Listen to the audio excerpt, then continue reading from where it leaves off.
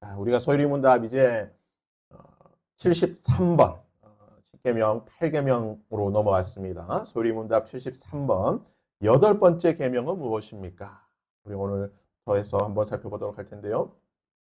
여덟 번째 계명은 무엇입니까? 73번 이렇게 질문하죠. 여덟 번째 계명은 무엇입니까? 여덟 번째 계명은 도둑질하지 말지니라입니다. 그럼 74번은 무엇이라 질문하냐? 그러면 여덟 번째 계명, 이 도둑질하지 말라라고 하는 이 계명에서 우리에게 요구하는 것이 무엇인가?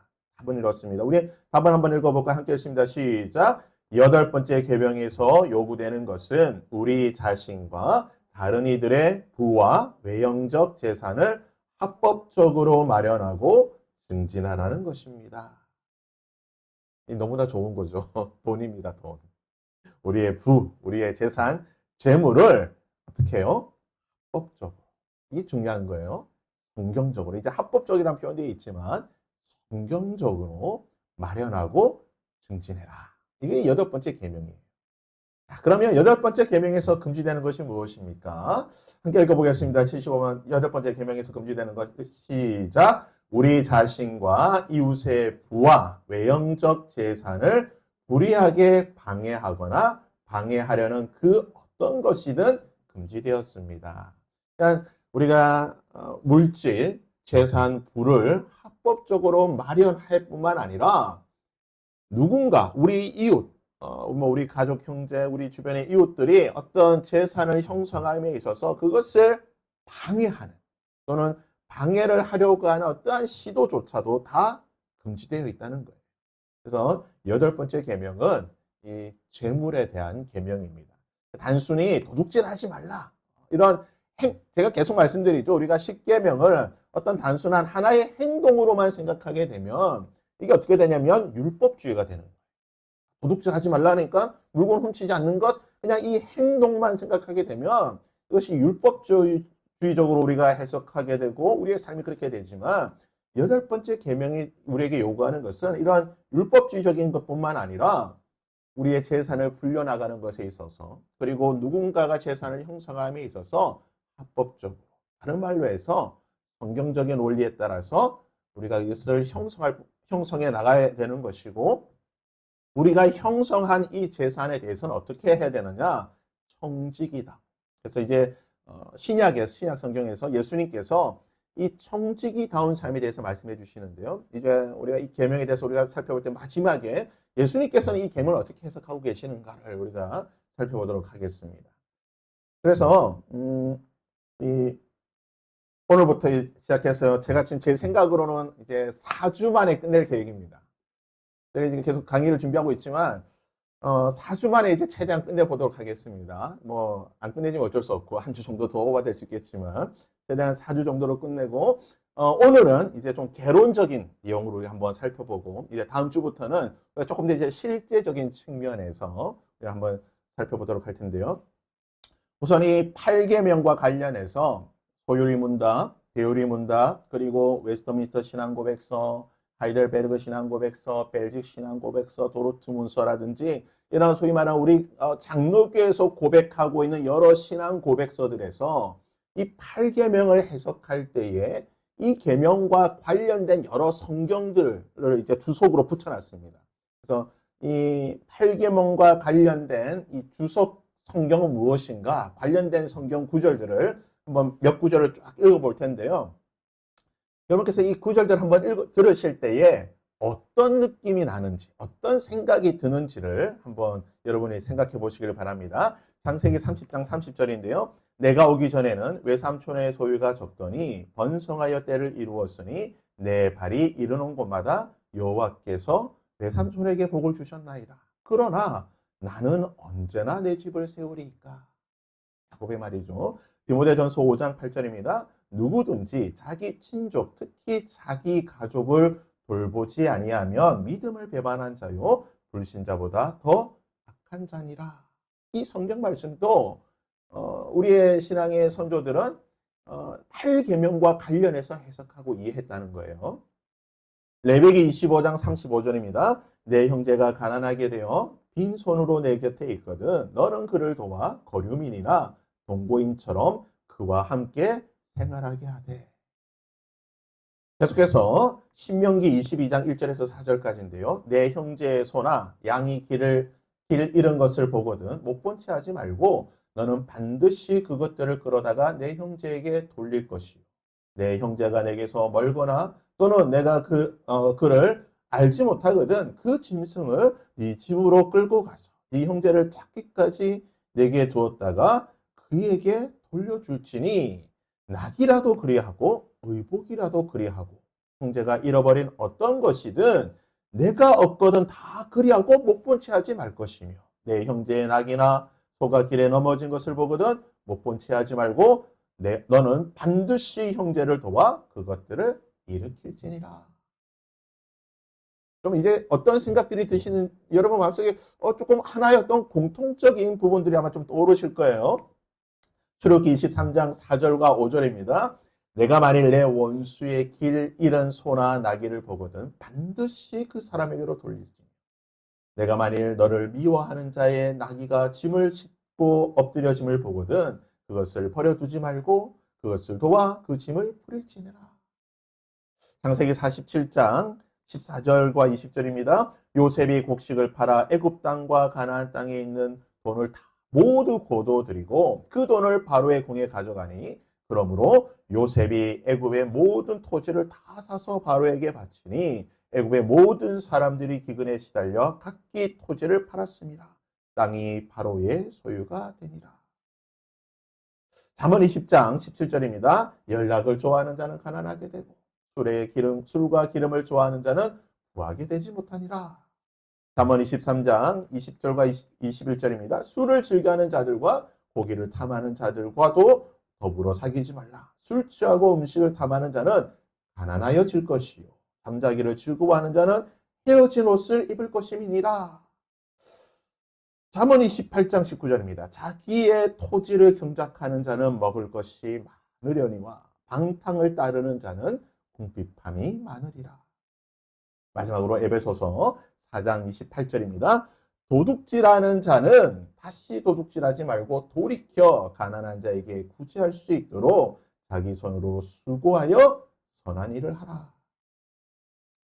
8계명과 관련해서 우리의 각종 신앙 고백서에서는 이러한 성경 구절들이 이 8계명을 이해하고 해석하는 하나의 도구다, 성경 구절이다라고 이렇게 이해를 하였습니다. 쭉 지금 창세기부터 신약까지 우리가 구약과 신약의 성경 말씀들 쭉 읽어드렸는데 여러분 어떻습니까? 여러분 생각 마음속에 이 성경 구절을 읽으면서 어떤 생각이 드십니까? 기독교는 성경은 무엇을 인정하는 종교입니까? 개인의 재산을 인정하는 종교. 개인의 소유를 인정하는 것이 기독교의 기본 가치라는 겁니다. 우리 기독교의 가장 기본적인 신앙의 베이스 중에 중요한 원리 중에 하나가 뭐냐면 개인의 소유를 인정해야 된다는 거예요. 이것이 왜 중요하냐? 자, 이것이 소위 말하는 이제 개인의 재산을 가질 수 있는 사유재산을 우리가 인정하는 것. 우리가 이것을 학교에서 뭐라고 배웠습니까? 학교 다니실 때 이것을 뭐라고 배웁니까? 자본주의라고 배우죠. 그러니까 자본주의가 뭐냐? 우리가 좀 자본주의를 조금 부정적으로 오늘날 우리 사회에서 조금 부정적인 의미로 자본주의를 계속 논의를 하고 있는데 그러니까 자본주의 기본 뜻은요. 이거는 우리나라 정부에서 발간한 그 문서에 나와 있는 정의입니다. 자본주의는 개인의 사유재산권과 자유로운 경제활동을 보장하며 시장의 수요와 공급에 따라 상품의 가격과 생산이 결정되는 경제체제다. 그러니까 자본주의의 가장 중요한 것은 개인의 사유재산과 이를 형성하기 위해서 자유로운 경제활동이 바탕이 되는 것, 이것이 바로 이제 자본주의라는 겁니다. 자본주의의 가장 중요한 것은 사유재산을 인정하는 거예요. 개인이든 기업이든 어떤 그런 사유재산을 인정하고 이것을 얻기 위해서 재산을 형성하기 위해서 어떤 걸 합니까? 자유로운 경쟁을 해야 되는 거예요. 자유롭게 누구나 모두 다 공평한 어떤 그 틀 안에서 운동장 안에서 이 재산을 얻기 위해 경쟁해야 되는 것이고 이것을 얻기 위해서 개인이나 기업은 여러 가지 활동을 하게 된다는 겁니다. 자, 이 자본주의가 형성이 된 것은 17세기 이제 애덤 스미스의 이제 국부론이라고 하는 이제 중세 시대에 나온 책이긴 하지만 이 애덤 스미스의 국부론 저는 읽어보지 않았지만 오늘날 전 세계에서 성경 다음으로 가장 중요한 책이 두 권이 있습니다. 이 자본주의 사회와 잠시 내어 살펴볼 이제 공산주의, 사회주의 사회에서 성경 다음으로 아주 중요하게 생각하는 게 뭐냐? 자본주의 사회에서는 애덤 스미스의 국부론입니다. 이것이 자본주의의 교과서예요. 그래서 이 국부론을 기반으로 해서 이 자본주의 사상이 나오게 되는 것이고, 일반 세상에서는 자본주의, 이 국부론이 자본주의의 기본이 되어 있지만, 우리 기독교적인 관점에서 보게 되면, 존 칼빈이 썼던 이 기독교 강요가 어떻게 보면 기독교적인 자본주의에 대한 어떤 기본적인 베이스를 설명해 주는 책입니다. 이 부분에 대해서는 이제 기독교 강요에 나와 있는 이런 부분들을 살펴볼 때 제가 설명을 하도록 하고요. 애덤 스미스의 어떤 이 국부론을 해서 이론적인 자본주의가 형성이 되었다고 한다면 이제 산업혁명을 통해서 실질적인 어떤 자본주의가 형성이 되죠. 그래서 이제 17세기, 18세기, 19세기까지 자본주의가 형성이 되고 있습니다. 그런데 항상 뭡니까? 어떠한 사상이나 어떤 주의가 나오게 되면 여기에 대한 뭐가 나옵니까? 반대가 나오는 거예요. 반동 세력이 나오게 됩니다. 그래서 이 자본주의가 발전하다 보니까 자본주의로 인해서 일어난 여러 가지 문제들로 인해서 무엇이 생기느냐? 바로 이것이 생기는 거죠. 소위 말하는 사회주의, 공산주의가 생기게 되는 거예요.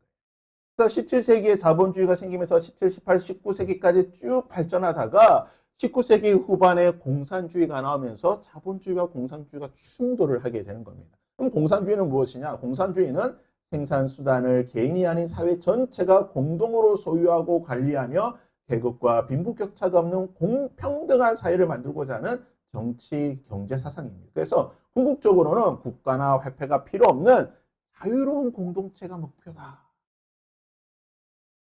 여러분, 요 표현이 어떻습니까? 여러분, 요 표현을 보면 뭔가 조금 어디서 좀 많이 본 것 같은 표현인데 어디서 좀 익숙한데 하고 하는 느낌 들지 않습니까? 계급과 빈부격차가 없는 평등한 사회. 궁극적으로 국가나 화폐가 필요 없는 자유로운 공동체. 자, 이 공산주의는요, 소위 말하는 이제 공산주의, 사회주의는 그냥 함께 뭐 계급이 철폐되고 능력에 따라서 일하고 필요에 따라서 분배받는 사회입니다. 이 공산주의를 만든 이게 자본주의는 애덤 스미스가 국부론을 통해서 형성했다고 한다면 공산주의는 누가 만들었습니까? 그렇죠. 그 유명한 칼 마르크스라고 하는 이 독일의 철학자가 만들었습니다. 그래서 자본론이라고 하는 이 자본론이라고 하는 책과 그리고 공산당 혁명이라고 하는 이 두 문서를 통해서 이 공산주의 사상을 전 세계에 퍼뜨리게 되는 거죠. 우스갯소리로 이런 말이 있습니다. 전 세계에 절대적인 가장 큰 영향을 끼친 유대인이 두 명이 있다. 이스라엘 사람들이 두 명이 있는데 누구일까요? 오늘날 현 시대를 살고 있는 현 시대뿐만 아니라 인류 역사를 통틀어서 가장 인류에게 영향을 끼친 두 유대인, 인류사를 바꾼 두 유대인이 있는데 첫 번째는 예수님입니다. 예수님. 그래서 예수님이 역사의 기준이죠. 기원전, 기원후로 나누는 예수님이 인류의 역사를 바꾼 첫 번째 유대인이고 두 번째는 뭐냐? 마르크스입니다. 마르크스로 인해 가지고 오늘날 인류의 역사가 급변하게 되었죠. 자본주의와 공산주의가 대립하면서 이 양대 진영이 세계로 나뉘어지게 되는 일이 일어나게 되는 겁니다. 우리가 이제 자본주의와 사회주의를 조금 혼돈하게 되는데 뭐 이게 복잡한 설명을 이제 다 넘어가고요. 사회주의는 결국은 공산주의로 나아가는 중간 단계예요. 그러니까 사회주의의 목표는 공산주의가 목표입니다. 그러니까 공산주의로 가기 위한 전 단계로서의 사회주의를 추구하게 되는 거예요. 그래서 개인적으로 저는 이게 사회주의라는 것, 저는 뭐 기독교와 공산주의는 절대로 양립할 수가 없습니다. 이거 다음에 또 계속 설명드리겠지만 성경을 보게 되면 기독교와 공산주의는 절대 함께 할 수 없어요.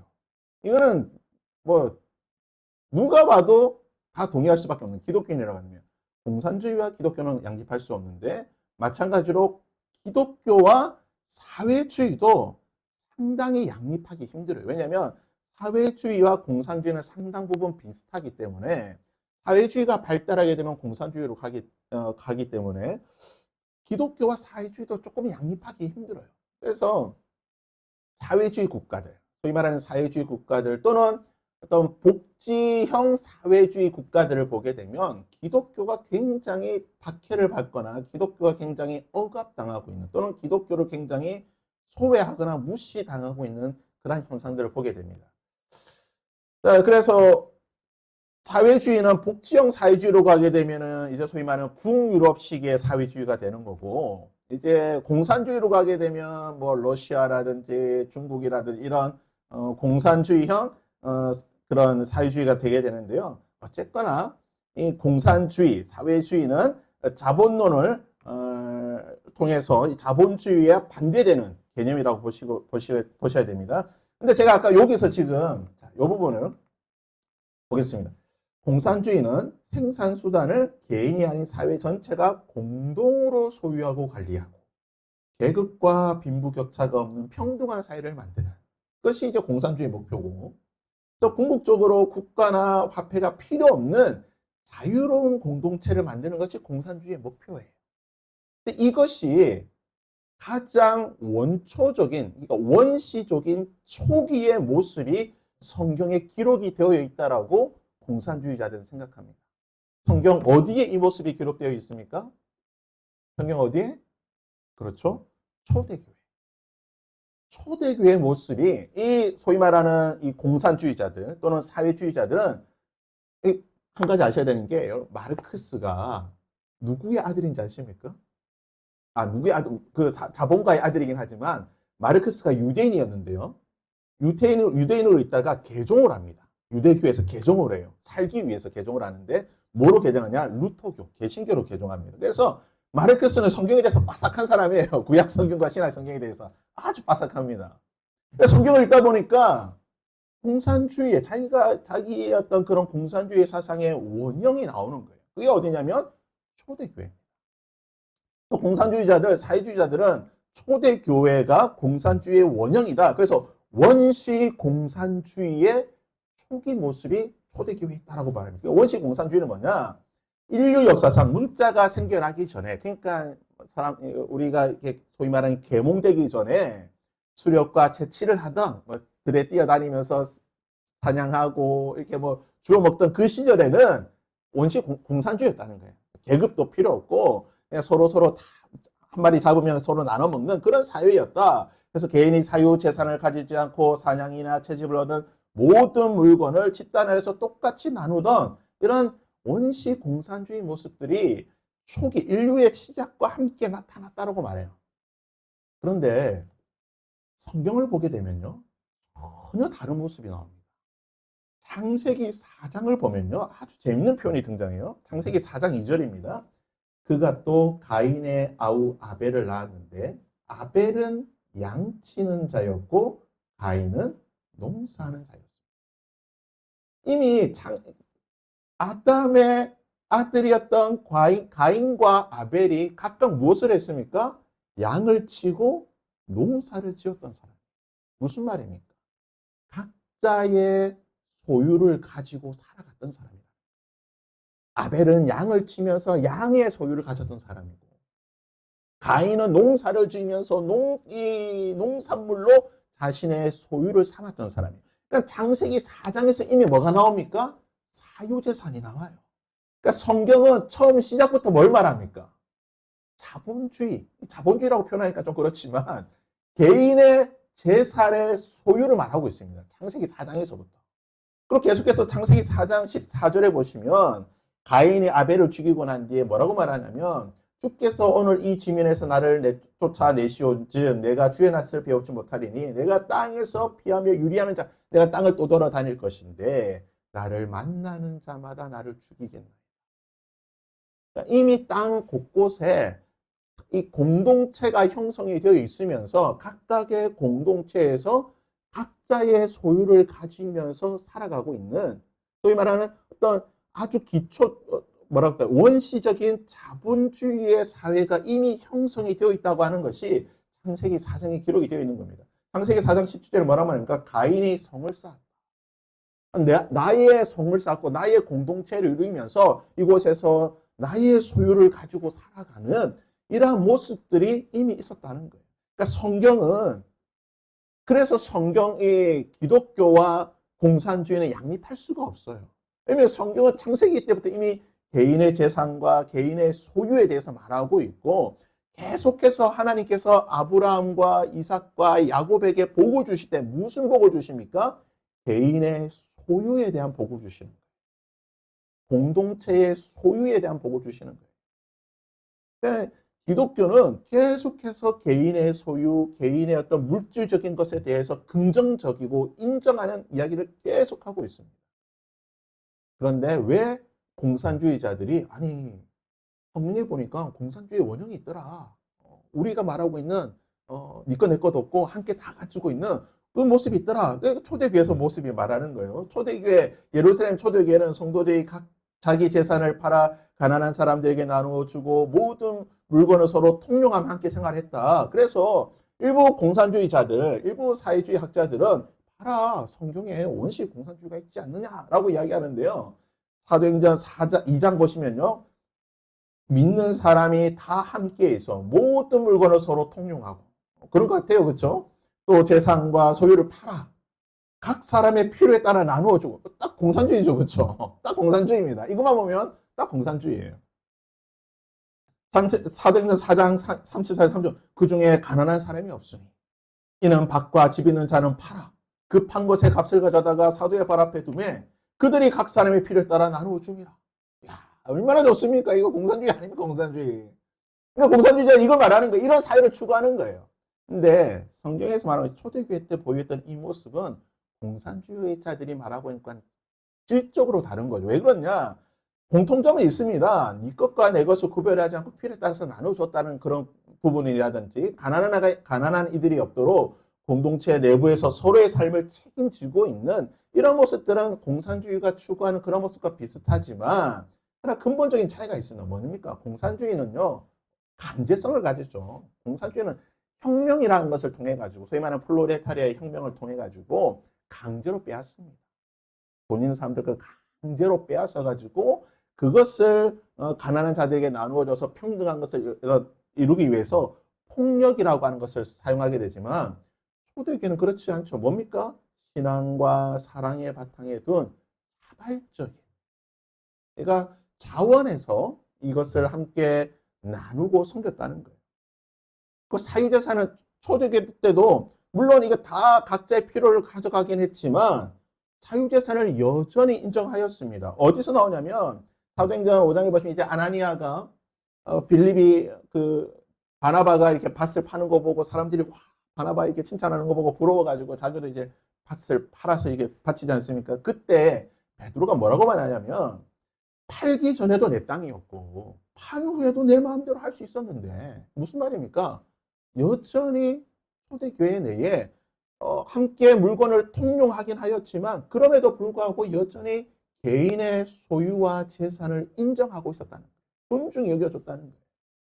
그리고 공산주의는 계급투쟁과 또 여러 가지 그런 것들이 목적이지만 우리 성경에서 말하고 있는 사도행전에서 보게 되는 이 공동체는 하나님과 이웃에 대한 사랑에 대한 성령의 충만함으로 인해서 이러한 일들이 일어난 것이지 어떤 폭력이라든지 강요라든지 이런 것으로 일어난 게 아닙니다. 그래서 우리가 초대교회에서 보게 되는 이 모습은 원시 공산주의의 모습이 아니라 뭡니까?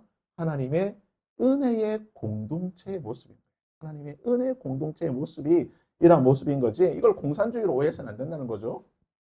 그래서 사도행전 2장 41절 41을 보면 그 말을 받은 사람들은 세례를 받으며 이날에 신도의 수가 3,000을 더하더라. 그들이 뭡니까? 사도의 가르침을 받아 서로 교제하고 떡을 떼며 오로지 기도에 힘쓰니라.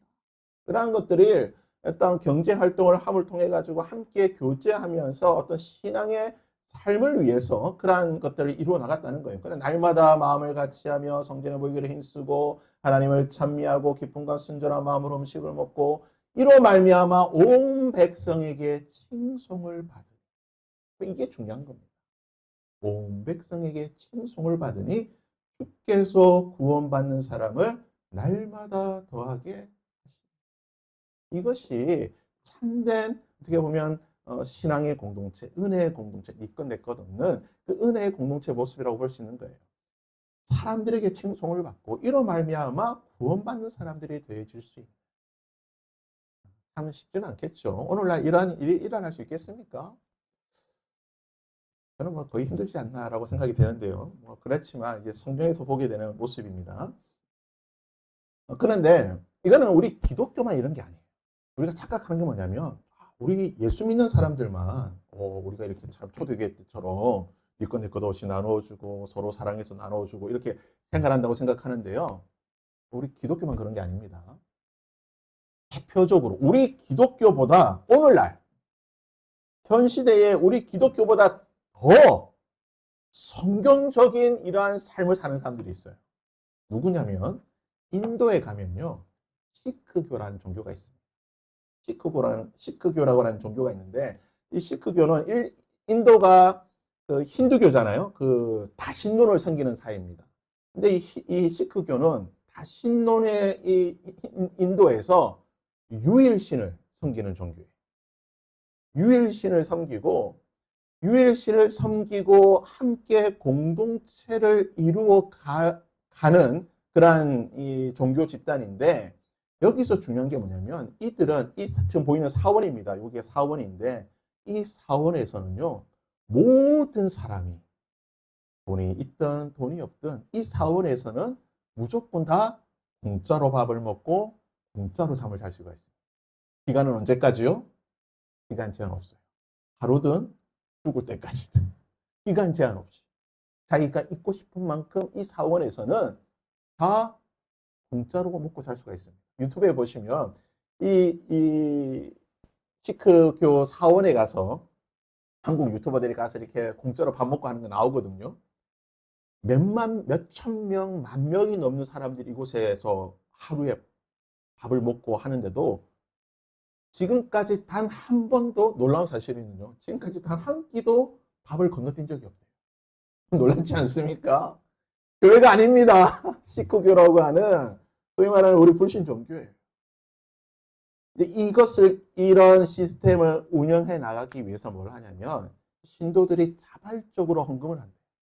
그러니까 자기들이 어떤 기도를 해서 응답을 받으면 거기에 대한 감사로 막 헌금을 하는데 이 들어오는 헌금이 엄청나답니다. 그래서 그 헌금으로 이 시스템을 운영해 나간다고. 그러니까 우리 기독교만 이런 시스템이 있는 게 아니에요. 종교계에서는 이런 원시적인 공산주의의 모습들이 다 있습니다. 우리 기독교뿐만 아니라 불교도 마찬가지고 이슬람도 마찬가지고 모든 종교에서는 이러한 원시적인 공산주의의 어떤 형태들이 다 있어요. 근데 그 차이가 있다는 거죠. 그 차이가 뭡니까? 그 차이는 이제 우리 기독교는 성령의 은혜로 말미암아 성령의 공동체 가운데로 이뤄가는 것이고 또 시크교는 또 자기들 나름대로 또 어떤 그런 것도 있겠죠. 아무튼 제가 지금 계속 쭉 말씀드린 게 뭐냐면 기독교라고 하는 종교는 뭡니까? 돈에 대해서 사유재산에 대해서 결코 부정하지 않습니다.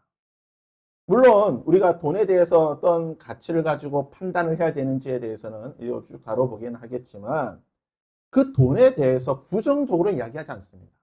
부정적으로 이야기해서도 안 돼요. 부정적으로 이야기하면요, 우리 다 굶어 죽어야 됩니다. 굶어 죽어야 되고, 또 저기 어디 들어가가지고 하루 한 끼 먹으면서 그렇게 가난하게 살아요. 성경은 창세기 4장에서 보았듯이 창세기 4장부터 계속해서 하는 이야기는 물질에 대한 것들에 대해서 끊임없이 말하고 있습니다. 물질의 소유함에 대해서.